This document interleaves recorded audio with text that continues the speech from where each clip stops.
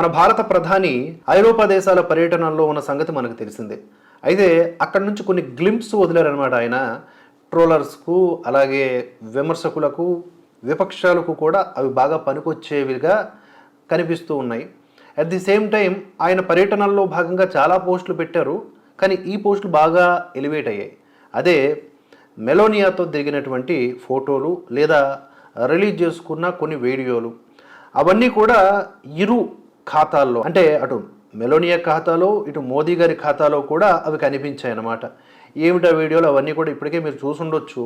దీన్ని ఇప్పుడు అస్త్రంగా మార్చుకొని రాహుల్ గాంధీ గారు విమర్శలు గుప్పిస్తూ ఉన్నారు. దేశం అంతా కష్టాల్లో ఉంటే మీరు మాత్రం విదేశాల్లో అంత ఎంజాయ్మెంట్లు ఎలా చేస్తారు, ఈవెన్ నాకు కూడా అది పాసిబిలిటీ కాలేదు అన్నట్లుగా ఆయన మాట్లాడారనమాట. అంటే ఏ విధంగా మాట్లాడారు, ఏ విధంగా విమర్శించారనేది ఈ వార్త. ఐరోపా దేశాల పర్యటనలపై కాంగ్రెస్ అగ్రనేత రాహుల్ గాంధీ తీవ్ర విమర్శలు చేశారు. ఆర్థిక సంక్షోభం వల్ల దేశ ప్రజలు ఇబ్బందులు పడుతుంటే ప్రధాని మాత్రం ఇటలీలో చాక్లెట్లు పంచుతూ బిజీగా ఉన్నారని దుయ్యబట్టారు. ఇటువంటి చర్యలు నాయకత్వం అనిపించుకోవని, ఒక జిమ్ముకు మాత్రమే అని అన్నారు. ప్రధాని మోదీ పిలుపునిచ్చిన పొదుపు చర్యలను ఆయనే పాటించడం లేదని విమర్శించారు. పశ్చిమాసియా సంక్షోభం ఇలాగే కొనసాగితే దేశంలో గ్యాస్, ఎరువులు, ఇంధనాల సరఫరా పూర్తిగా ఆగిపోతుందని ఆందోళన వ్యక్తం చేశారు. కరెక్టే కదా, దానికి ఆయన ఏం చేస్తారు? భారత్ ఏం చేస్తుంది? పశ్చిమాసియాలో ఉన్న పరిస్థితులకి మోదీయే కారణం. విదేశీ పర్యటనలో భాగంగా ఇటలీ వెళ్ళినటువంటి మోదీ ఆ దేశ ప్రధాని మెలోనీకి మెలోడీ చాక్లెట్లు ఇచ్చిన విషయం తెలిసిందే. ఈ క్రమంలో రాహుల్ గాంధీ ఈ వ్యాఖ్యలు చేశారు.